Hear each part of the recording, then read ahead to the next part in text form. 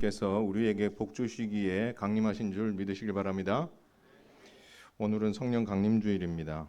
예수님께서 부활하신 후 약 50일째 승천하시면서 또 승천하시면서 약 10일 후에 예수님께서 약속하신 성령님을 보내주셨습니다.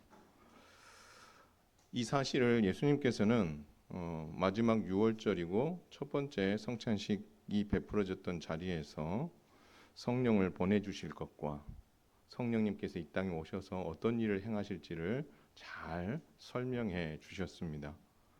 그것을 기반으로 베드로가 성령 강림 이후에 유대인들 앞에서 성령께서 강림하셨다는 사실이 주어지는 은혜와 복을 설교로 그 백성들에게 가르쳐 주었습니다. 그러나 예수님의 이 선언과 이 베드로의 이 설교는 이 성령 강림이 갑자기 이렇게 나타난 것이 아니라 구약의 요엘 선지자가 예언한 예언의 말씀이 성취된 것이다라는 것입니다. 따라서 오늘은 성령 강림 사건이 우리에게 주는 많은 이유와 은혜가 있는데 요엘 선지자의 그 말씀을 당시의 상황을 배경으로 삼아서 성령 강림이 우리에게 주는 은혜가 무엇인지를 한번 살펴보도록 하겠습니다. 그래서 주제는 질투의 하나님께서 성령을 선물로 부어주셔서 우리를 구원에 이르게 하셨습니다라는 주제입니다. 자, 요엘 선지자가 활동하던 시기는 남유다가 멸망을 앞둔 상황, 그리고 남유다가 다윗의 길과 제사장 나라의 그 길을 따라야 되는 사명을 감당하지 못한 상황에서 이 불순종한 남유다를 향하여 하나님께서는 심판하시겠다고 이미 선언한 상황입니다. 많은 선지자들을 통하여서 남유다는 멸망할 것이다라고 예고하셨습니다. 그 심판의 날을 오늘 본문이 뭐라고 이야기하고 있냐면 한번 따라서 하겠습니다. 여호와의 날이다. 여호와의 날이다라고 이야기하고 있고 그 날이 곧 임박했다라고 말씀하고 있습니다. 따라서 하나님의 심판이 남유다에게 곧 임할 것이다. 그럼 아직 임하지 않았다는 거고 남유다의 임할 이 심판 앞에서 하나님께서 어떤 분이신지를 요엘 선지자는 예언하고 있다라는 것입니다. 그러면 임박한 여호와의 날, 이 심판의 날에는 어떤 일이 일어날 것인가? 여러분 오늘 요엘서 1장 4절을 한번 보겠습니다. 다른 본문도 많이 있지만 이 본문 2절 한번 같이 한번 읽겠습니다. 시작. 팥중이가 남긴 것을 메뚜기가 먹고 메뚜기가 남긴 것을 느치가 먹고 느치가 남긴 것을 황충이 먹었도다. 아멘. 이것을 한마디로 정리하면 전무후무한 메뚜기 떼에 의해서 심판을 받게 될 것이다 라고 말씀합니다. 그래서 그 이후에도 보면은 이 메뚜기 떼 때문에 어떤 피해를 보고 심판을 받게 되는지가 쭉 기록되어 있습니다. 포도나무나 무화과 나무를 이 메뚜기들이 갉아먹어서 모든 가지가 하얗게 되었다. 껍질을 다 벗겨먹어요. 포도원 농부들은 밭에 소산이 하나도 남지 않았고 부끄러워서 곡하게 되는 상황에 이르게 되었다라고 말합니다.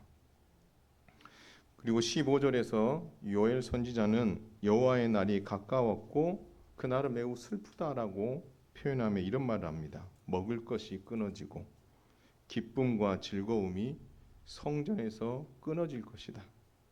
씨는 썩고 창고는 비고 곡간은 무너지고 곡식은 시들 것이다 라고 말씀하십니다.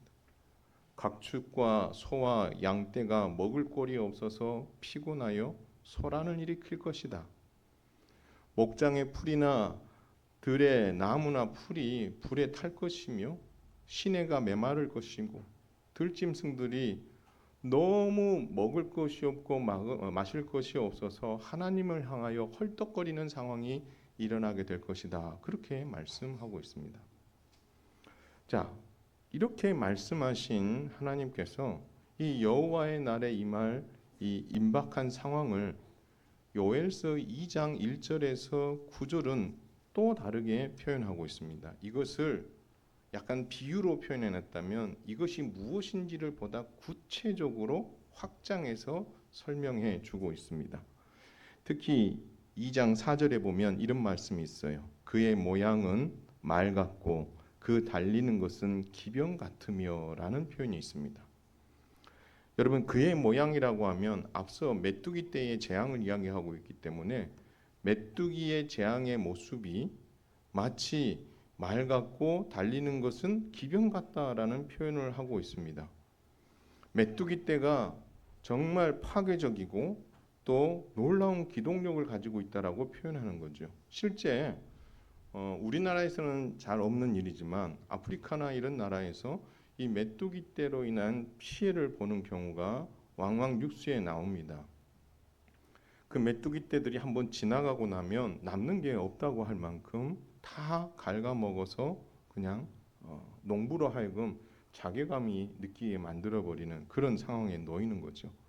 그런데 이 메뚜기 떼의 이동 속도가 정말 빠르고 무리가 많기 때문에 그 파괴력이 엄청나거든요. 그래서 오늘 본문에도 그런 얘기를 합니다. 뛰는 소리가 병거 소리 같다. 여러분, 사람이 뛰는 게 빠릅니까? 병거가 가는 게 빠릅니까? 병거가 가는 게 빠르잖아요. 그리고 불꽃이 건물을 사는 소리 같고 강한 군사가 싸우는 것 같고 마치 이 메뚜기 떼들은 용사와 같다라고 2장 7절은 말하고 있습니다. 그렇게 봤을 때에 우리는 이 메뚜기 떼를 어떻게 이해할 수 있느냐? 메뚜기 떼 그 자체로도 이해할 수 있지만 하나님께서는 이 메뚜기 떼를 하나님께서 심판의 도구로 삼으시는 이방의 군대라고 말씀하고 계십니다. 따라서 남유다를 심판하실 때에 메뚜기 떼처럼 정말 파괴적이고 놀라운 기정력을 가지며 강력한 어떤 정말 결과물을 나타내는 그러한 이방의 강한 군대가 올라와서 이 남유다를 심판할 것이다. 그 이야기를 메뚜기 떼라는 비유로 말씀하셨다라는 것입니다. 그 이방 군대의 이동 속도, 진격 속도가 빠를 뿐만이 아니라 우리가 이런 말 하잖아요. 어마무시하다. 감당할 수 없을 만큼 그렇게 무시무시한 군대였다라고 말하고 있습니다. 그것을 1장 6절에는 이렇게 이야기합니다. 다른 한 민족이 내 땅에 올라왔음이로다. 그들은 강하고 수가 많으며 그 이빨은 사자의 이빨 같고 그 어금니는 암사자의 어금니 같도다.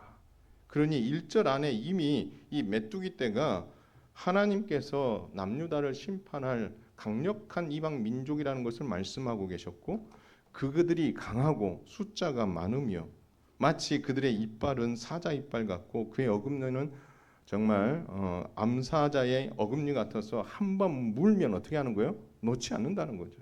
죽을 때까지 어떻게요? 숨통을 틀어 줄 것이다 라고 말씀하고 있는 거죠.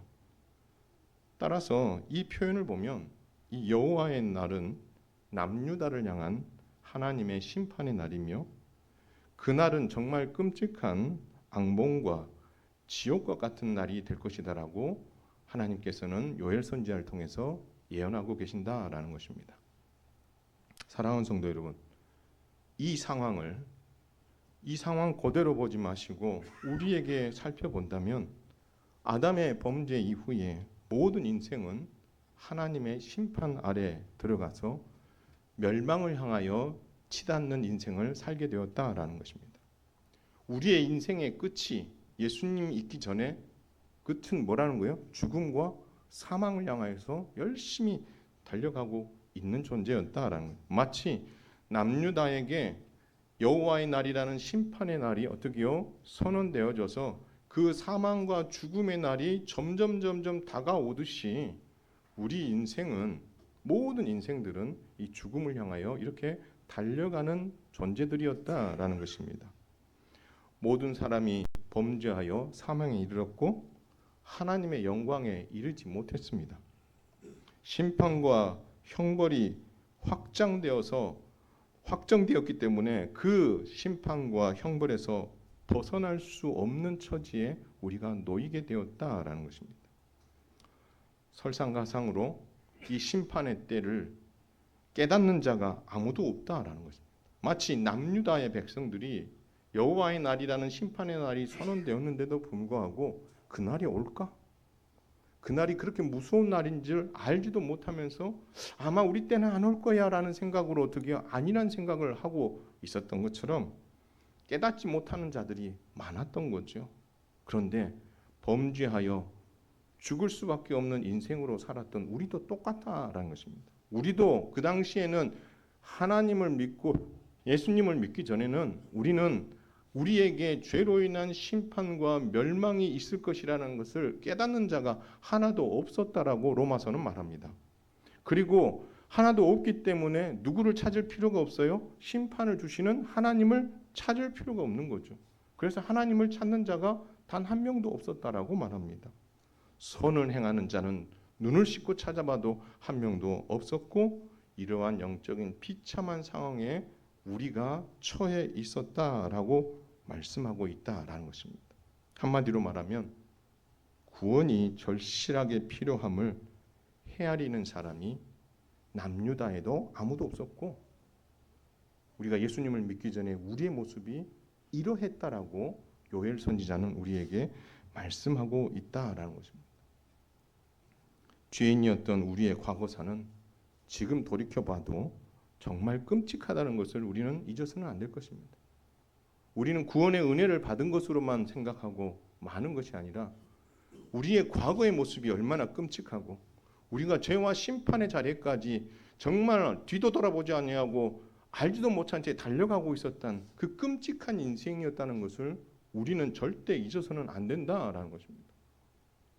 받은 은혜만 생각할 것이 아니라 우리가 어떤 자리에 있는가를 다시 우리가 되새긴다면 나는 과연 지금 그 자리로 다시 돌아가고 있는가? 죄와 어둠에 사로잡히는 인생으로 내가 지금 살아가고 있는가? 그 끔찍한 결과물이 과거의 나의 모습인데 그 나의 모습으로 계속해서 치닫고 있지는 않은가? 우리 자신을 살피는 데 있어서 오직 은혜만을 계속해서 강조할 것이 아니라 우리의 옛 모습을 돌아본다면 나는 과연 어느 편을 향하여 달려가고 있는가?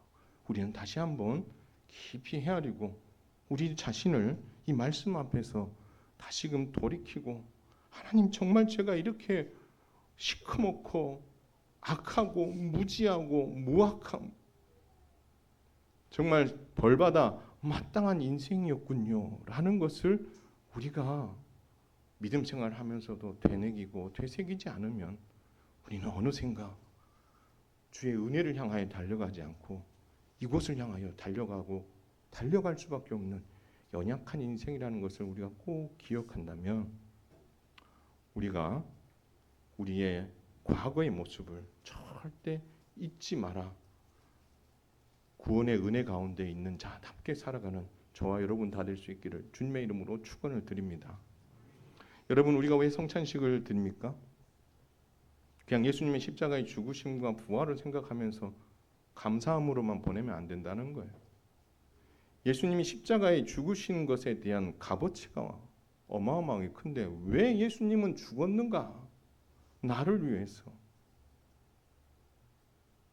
내가 오늘 주신 말씀처럼 이 남유다의 백성들처럼 로마서의 말씀처럼 하나님을 알지 못했던 무지했던 자여서 심판의 끝을 향하여 달려가는 인생이었다라는 것을 십자가를 통해서 다시 한번 보는 거죠. 이 은혜가 없었으면 나는 어찌 되었을까?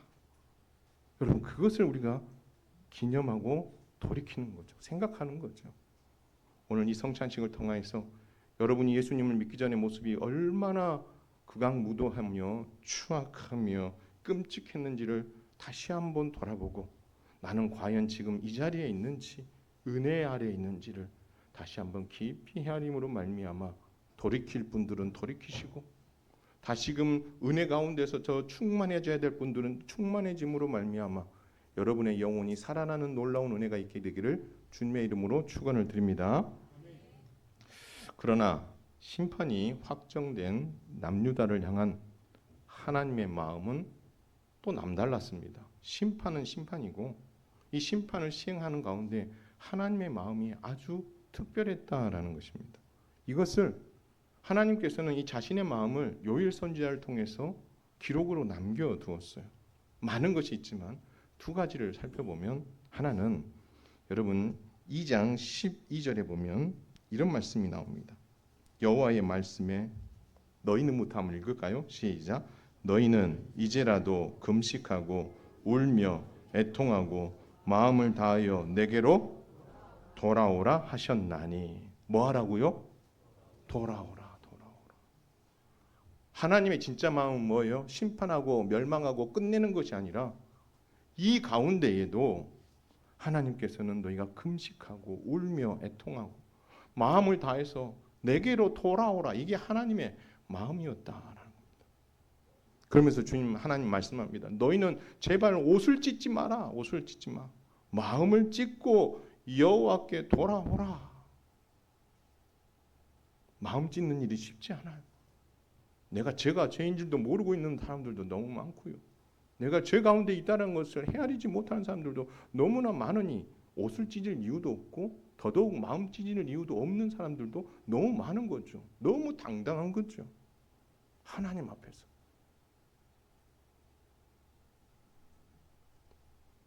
하나님께서는 돌아오라고 말씀하십니다. 근데 돌아오라고 하는 이유가 뭔지 아세요? 돌아왔는데 하나님께서 무시무시한 하나님이어서 니 돌아왔어. 그래, 너 한번 이 잘못한 것대로 한번 벌 받아봐. 이런 하나님이라면 돌아왔을 때에 누가 돌아가고자 하는 마음이 생기겠어요? 돌아와야 될 이유를 하나님 말씀하세요. 뭐냐면 하나님께서는 은혜로우시고 자비로우시며 노하기를 더디하시며 인애가 크시며 뜻을 돌이켜 재앙을 내리지 않는 분이시지 않느냐라고 질문을 던지는 거죠. 너희가 돌아올 이유가 하나님이 이렇게 죄를 회개하고 돌아오는 이에게 끝까지 용서하시고 살려주시는 분이시기 때문에 돌아와야 된다라고 말씀하고 있다라는. 하나님이 무서우신 분 계십니까? 왜 무서울까요? 하나님을 오해하기 때문에.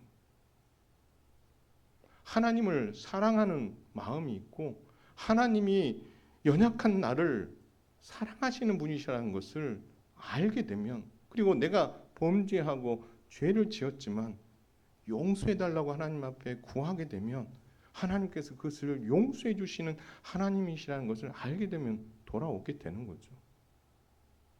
말씀하십니다. 혹시 주께서 마음과 뜻을 돌이키시고 복을 내리실지 누가 알겠느냐라고 이야기합니다. 하나님께 소제와 전제를 드리게 하실는지 누가 알겠느냐. 다시 그 제사를 하나님께서 받으실지 누가 알겠느냐. 그러면서 요엘 선지자는 그들에게 이렇게 얘기합니다. 너희는 시온에서 금식일을 정하고 성회를 소집하라. 다시 어떻게 하나님 앞에 돌아오도록 힘써라. 그렇게 말씀하고 있다라는 거예요. 너희가 지금 있어야 될 자리가 어디냐? 하나님 앞이다라는 거예요. 하나님 앞에 나가서 하나님을 찾을 때다. 그 하나님은 너희가 돌아오기를 진심으로 바라고 계신다. 이 마음을 하나님께서는 요엘 선지자를 통해서 남유다 백성들에게 말씀하셨다라는 것입니다. 두 번째 하나님께서 가지셨던 마음이 아주 특별합니다. 여러분 18절을 한번 읽을까요? 2장 18절입니다. 시작. 그때에 여호와께서 자기의 땅을 극진히 사랑하시어 그의 백성을 불쌍히 여기실 것이라. 아멘. 하나님께서 자기 백성들을 향하여 가지고 계신 아주 특별한 마음이 있어요. 오늘 본문에 보면 두 가지 마음처럼 보여요. 극진히 사랑했다라고 표현되어 있고 불쌍히 여겼다라는 표현이 있어요. 불쌍히 여겼다는 말은 우리가 긍휼이라는 말로 표현할 수 있지만 오늘 우리가 살펴본 말씀은 극진히 사랑하셨다 이 표현입니다. 여러분 극진히 사랑했다는 말은 어떤 말일 것 같아요? 정말 사랑했다는 말이잖아요. 그렇죠? 근데 이 단어의 히브리어로 들어가면 이 단어가 무슨 뜻이 담겨 있냐면 한번 따라서 하겠습니다. 질투. 여러분 질투라는 이야기를 들으면 어떤 생각이 들어요? 남이 잘 되면 어떻게 해요? 배합하는 게 질투처럼 느끼잖아요. 근데 그 질투가 아니에요. 여기서 말하는 질투를 다른 성경은 열정이라고 표현해놨어요. 남유다는 메뚜기 재앙과 가뭄, 이방 군대의 침략으로 황폐한 상황에 놓이게 될 것입니다.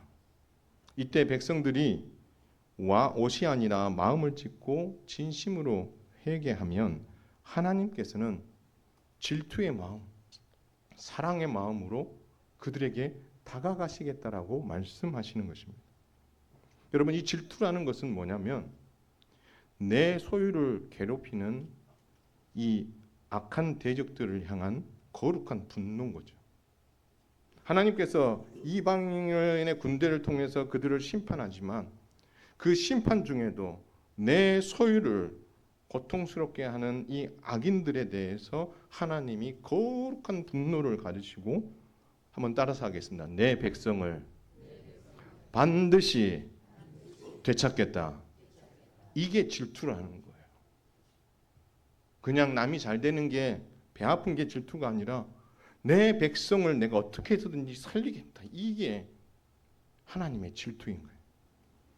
조롱과 고통당하는 내 자녀를 끝까지 내가 보호하겠다.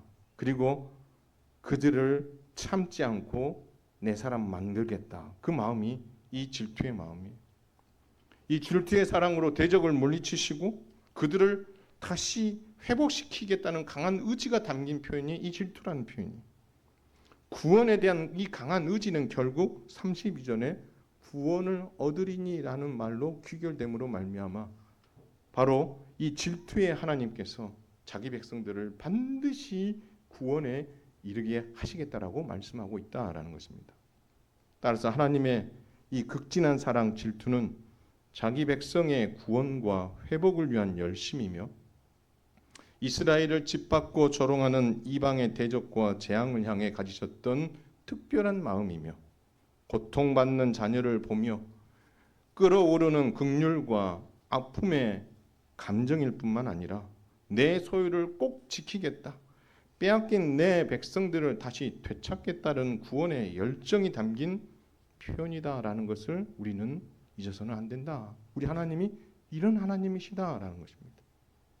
결국 요엘서에서 요엘 선지자는 하나님의 질투의 이 사랑은 이스라엘의 회개와 그리고 대적을 향해 가지셨던 자기 백성을 구원하시려고 하는 그 타오르는 그 열정을 말하고 있다라고 정리해 볼 수 있다라는 것입니다. 사랑하는 성도 여러분, 이 하나님의 질투의 사랑이 우리를 구원에 이르게 한 줄 믿으시길 바랍니다. 남유다 백성만 구원에 이르게 한 것이 아니라 이 질투의 하나님의 이 사랑이 저와 여러분도 구원에 이르게 해 주셨다라는 것입니다. 죽어 마땅한 우리를 향하여 하나님께서 가지셨던 사랑의 마음이 질투입니다. 내 백성을 죄와 사망의 권세로부터 반드시 건져내겠다는 마음이 질투의 마음입니다. 죄로 고통받고 있는 자기 자녀를 보시며 끓어오르는 아픔, 그들의 고통에 대해서 함께 아파하며 긍휼의 마음을 가지셨던 그 마음이 질투의 마음입니다. 자기 소유요, 자녀들인 우리를 반드시 지켜내겠다는 그 마음이 질투의 마음입니다. 사단에게 빼앗겼던 내 자녀를 되찾겠다는 그 열정이 바로 이 질투다라는 것입니다. 그렇기 때문에 이 질투의 사랑이 하나님께서 누구도 생각하지 못했던 결정을 하게 되는 거죠. 계획을 세우게 되는 거예요. 누구도 감히 상상할 수 없었던 구원의 계획. 요한복음 3장 16절 하나님이 세상을 이처럼 사랑하사 독생자를 주셨으니 이는 그를 믿는 자마다 뭐하지 않고 멸망하지 않고 영생을 얻게 하려 하심이니라. 죽음에 이를 수밖에 없는 우리에게 영생을 주시고자 하나님께서는 질투의 그 사랑으로 어떻게 해서든지 그들을 살리고자 유일한 방법이신 독생자 예수 그리스도를 우리를 위해 십자가에 내어줘야 되겠다라는 위대하고 누구도 결정할 수 없는 엄청난 결정을 하셨다라는 것입니다. 그래서 때가 참에 하나님이 그 아들을 이 땅에 보내어 주셨고, 이 보내어 주시는 가운데에 하나님은 어떤 마음을 가지셨나? 하나님이 우리를 먼저 사랑하사 우리 죄를 속하기 위하여 화목제물로 그 아들을 보내셨다라고 말씀하시는 거예요. 할렐루야.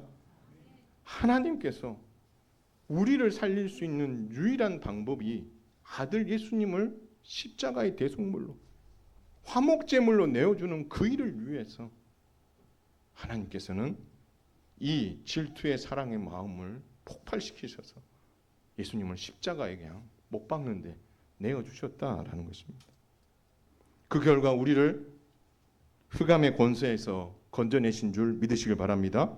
우리를 그의 사랑의 아들의 나라로, 영원한 생명의 나라로 이끌어 주신 줄 믿으시길 바랍니다. 이처럼 심판과 죽음에 이르는 것이 마땅한 죄인된 우리를 살리시려고, 죄와 고통의 멍에를 끊기 위해서 빼앗긴 하나님의 소유를 되찾아 오시려고 하나님께서는 예수님을 십자가에 내어주시는 질투의 사랑을 하셨다라는 것입니다. 이 질투의 사랑, 이 질투가 얼마나 컸으면 예수님을 십자가에 내어주는 값비싼 대가를 지불하셨겠느냐. 따라서 우리는 예수님의 십자가 사랑과 하나님의 이 질투라는 이 사랑의 값을 우리가 함부로 낮게 평가해서는 안 되는 거죠. 이 사랑이 이만큼 감당할 수 없는 사랑을 받은 나라면 내가 주의 몸된 교회에서 그 사랑을 어떻게 펼치며 살아가야 되며 그 사랑을 어떻게 말로 표현하고 행동으로 표현해야 될지가 답이 나오는 것 아니겠습니까? 누가 함부로 이 놀라운 값으로 십자가에 예수님을 내어주시기까지 정말 사랑하셨던 이 찐사랑, 이 질투의 이 사랑으로 우리를 살리신 한 사람 한 사람을 누가 감히 평가할 수 있냐? 당신은 이런 사람이야. 이것 좀 잘했으면 좋겠어. 저것 좀 잘했으면 좋겠어. 누가 함부로 평가할 수 있겠냐? 그 평가의 손가락은 자신을 향해서 돌아가면서 하나님, 정말 내가 이 평가받아 마땅한 존재인데, 하나님, 내가 이렇게 죽을 수밖에 없는 죄인인데 내가 감히 누구를 평가하고 누구를 논할 수 있겠습니까? 하나님, 당신의 그 질투의 사랑이 나를 이렇게 살려주셨는데 그 은혜에 감사하며 내가 다른 성도를 바라보는 눈 안에서도 이 질투의 사랑이 하나님 넘쳐나기를 원합니다. 여러분, 이 마음이 여러분의 마음이 될 수 있기를 주님의 이름으로 축원을 드립니다. 누군가를 바라볼 때 진짜 우리가 일반적으로 쓰는 질투의 눈이 아니라 저 사람이 잘 되는 꼴을 못 보겠다, 저 사람이 칭찬받는 걸 꼴도 보기 싫다가 아니라 하나님의 질투의 마음, 정말 사랑하지 못하면 안 될 것 같이 몸을 부들부들 떨면서 당신의 아들을 내어주셨던 그 하나님의 그 사랑의 마음으로 우리 성도를 바라보고 저를 그렇게 바라봐 주시고 앞에 있는 지체를 그렇게 바라보셔야 되는 거예요. 그리고 나서 여러분 자신을 향해서도 그렇게 바라보셔야 돼요. 그럴 때에 이 십자가의 사랑이 여러분의 심령에 꽉 박히게 되면 정말 많은 사람들이 그 십자가의 사랑이 여러분의 심령 가운데 박히게 된다면 그것은 반드시 말과 행동으로 드러나게 돼 있고 모든 사람들은 그것을 알게 될 것이다 라는 것입니다. 나를 알아주세요, 나는 이런 사람이다 라고 말하지 않아도 이 질투의 사랑이 여러분의 심령에 박히고 십자가 사랑으로 가득가득 채워진 사람이라면 말하지 않아도 아는 겁니다. 이런 어떤 믿음의 사람으로 멋지게 서갈 수 있게 되기를 주님의 이름으로 축원을 드립니다. 마지막입니다. 그런데 우리는 이 구원을 요엘서 2장 27절에서 32절이 성취됨으로 받게 되었다라는 것입니다. 여러분 27절에 보면 이런 말씀이 있습니다. 그런즉 내가 이스라엘 가운데에 있어 너희 하나님 여호와가 되고 다른 이가 없는 줄을 너희가 알 것이라. 구원을 위해 다른 이가 필요 없다는 거예요. 누구만이 구원의 하나님이라는 거예요? 하나님만이. 내 백성이 영원히 수치를 당하지 아니하리로다. 그들은 범죄함으로 말미암아 이방인들에게 수치를 당했어요. 그러나 하나님께서는 수치에서 멈추시는 것이 아니라 그 수치를 당하지 않도록 하나님께서 그 백성을 다시 세워가겠다라고 말씀하고 계신다라는 것입니다. 어떻게 이것이 가능합니까? 이것이 오늘 본문 우리가 읽었던 28절에서 32절이 말씀하고 있어요. 바로 하나님께서 우리에게 하나님의 영인 성령을 부어주셨기 때문에 가능한 줄 믿으시길 바랍니다. 하나님의 성령을 하나님께서 부어주심으로 이 일이 가능해졌다는 거예요.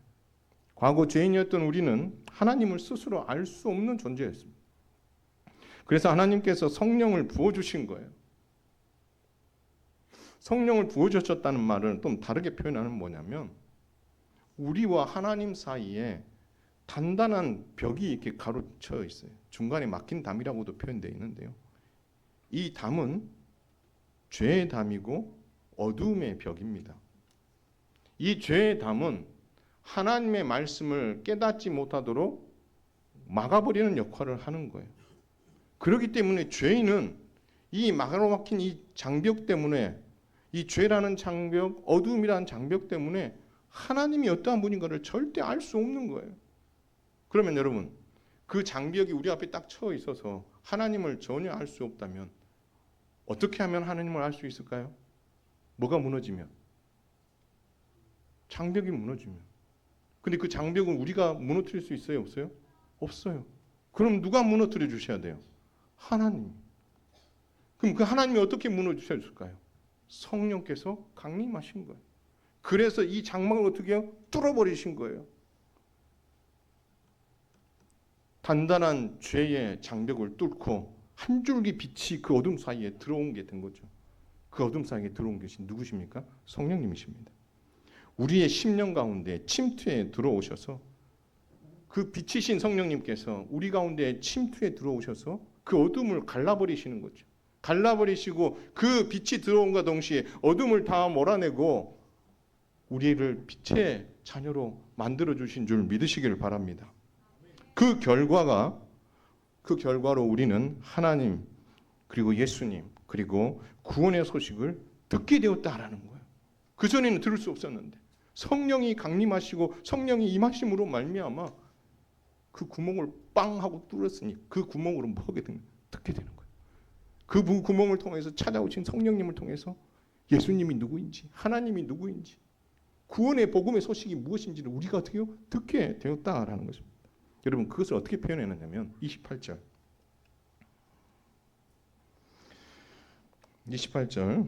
부어주리니 그 다음부터 읽겠습니다. 시작. 너희 자녀들이 장래 일을 말할 것이며 너희 늙은이는 꿈을 꾸며 너희 젊은이는 이상을 볼 것이며. 우리 이 찬양도 부르잖아요, 그렇죠? 그리고 이 찬양의 이 내용이 어디에 또 나오냐면 사도행전 2장에 베드로의 설교에서도 나오게 됩니다. 여러분 이것을 자꾸 확대해서 막 해석하려고 하면 안 돼요. 자녀들은 장래 일을 이야기할 것이다. 우리의 자녀들이 미래에 일어나는 일을 이 기적을 통해서 일어나게 돼. 우리 늙은이들은 꿈을 꾸고 우리 젊은이들은 이상을 보게 될 것이다. 여러분 이 말씀을 제가 방금까지 설교했었던 내용 앞뒤 맥락을 딱 따져보면 여러분 이것은 장래의 일을 보고 꿈을 꾸고 이상을 본다는 말이 아닌 거죠. 뭘 본다는 말이에요? 뭐가 들린다는 거예요? 막혀서 하나님의 복음의 소식이 들리지 않고 하나님의 말씀이 들리지 않았던 인생들에게 성령이 강림하셔서 그 벽을 뚫고 그 어둠을 뚫고 우리에게 찾아오심으로 말미암아 우리의 귀가 열리고 눈이 열리게 된 거죠. 그래서 어떻게 된 거예요? 장래 일을 말하게 되는 거고 꿈을 꾸게 되는 거고 이상을 보게 되고 그리스도의 복음을 선포하게 되었다라고 말씀하고 있다라는 것이고 이것을 한마디로 말하면 한번 따라서 하겠습니다. 하나님을 알게 되었다.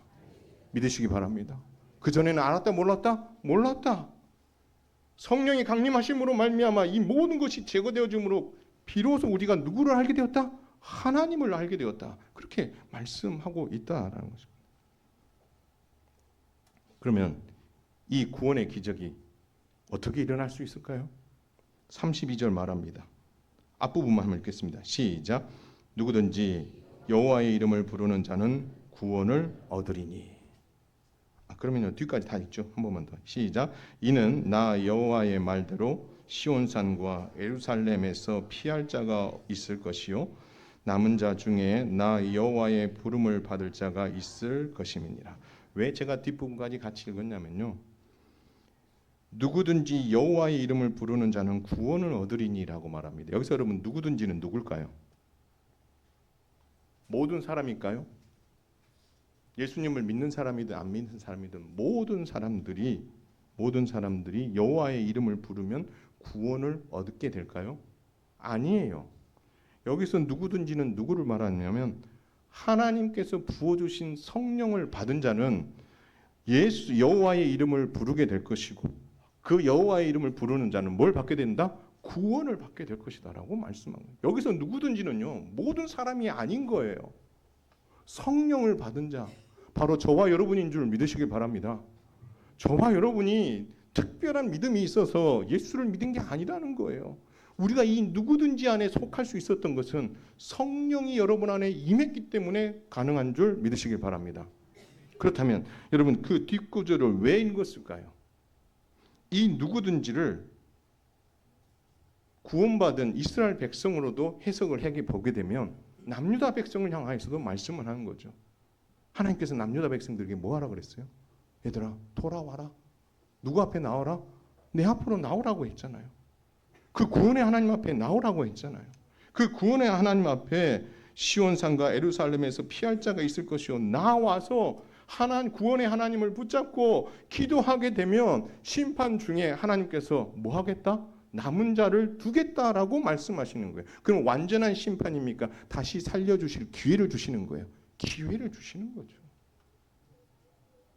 이 기회를 통해서 살아남은 자를 통해서 하나님께서 뭘 하시겠다? 이스라엘의 구원을 이루겠다라고 말씀하고 있다라는 것입니다.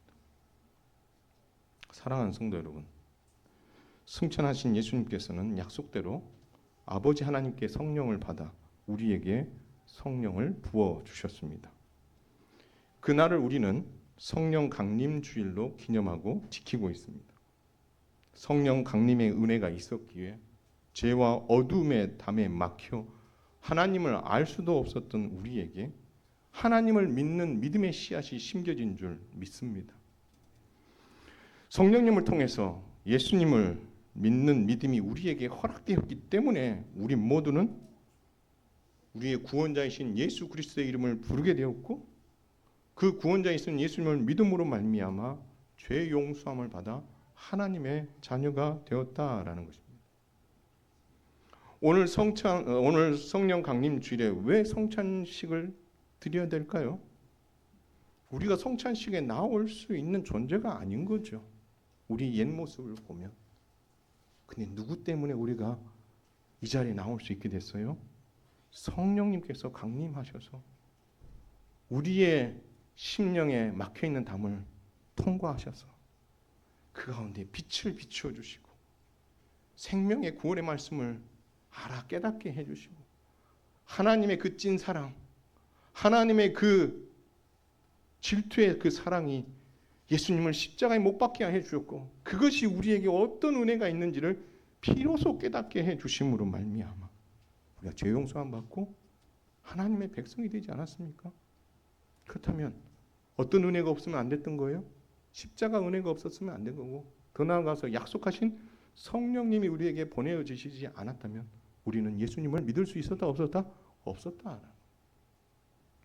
따라서 오늘 이 성찬식을 성령 강림절에 우리가 하나님 앞에서 드리는 이유는 바로 무지하에서 죽을 수밖에 없는 인생이었는데 하나님께서 성령님을 통해서 살 길을 열어주시고 그 복음의 핵심인 예수의 십자가를 믿게 하는 은혜를 주셨기 때문에 하나님 자녀가 되고 하나님 백성이 된 것 이것을 어떻게요? 기억하게 하기 위해서 우리가 성령 강림 주일에 성찬식을 베푸는 겁니다. 여러분 이 의미를 분명히 잘 알고 헤아리고 믿음으로 말미암아 이 성찬식이 여러분을 살리신 하나님의 질투의 사랑, 그 찐 사랑을 다시 한번 헤아리는 시간이 되고, 성령 하나님의 오심의 은혜가 있었기에 내가 예수님을 알게 되었고 구원을 알게 되었다는 것에 깊이 감사하며 그 성령님과 늘 내주 동행하며 믿음으로 살겠노라 결단하는 은혜의 시간이 꼭 될 수 있기를 주님의 이름으로 축원을 드립니다.